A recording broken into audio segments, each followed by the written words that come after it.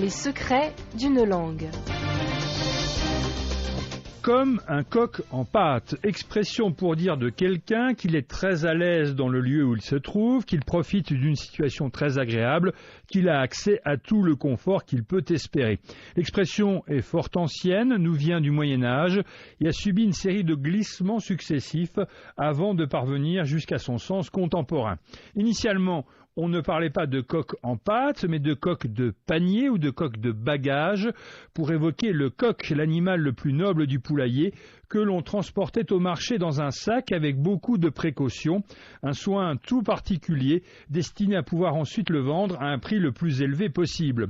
Selon les auteurs, la notion de pâte n'est apparue dans l'expression que bien plus tard, au XVIIe siècle, quand les pâtés en croûte de volaille ou de gibier sont devenus de plus en plus populaires, et de coq, il s'agissait sans doute plutôt de coq faisans, comme on les appelait à l'époque, qui, une fois cuit dans sa pâte, ne laissait plus sortir de sa croûte que la tête.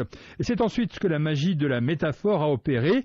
On en trouve trace dans le dictionnaire de l'Académie, version 1762, où un coq en pâte évoque un homme qui se trouve dans son lit ou sur un canapé enveloppé d'oreillers et de couvertures. C'est de là que provient l'image de douce chaleur et de bien-être qu'évoque encore aujourd'hui l'expression.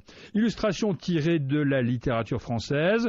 Songe à la vie que tu vas avoir là-bas, tu seras soigné, dorloté, un vrai coq en pâte. Ah, la jalousie de tes amis quand ils vont apprendre ça. Édouard Bourdet, dans sa pièce Le sexe faible, créée au théâtre en 1929.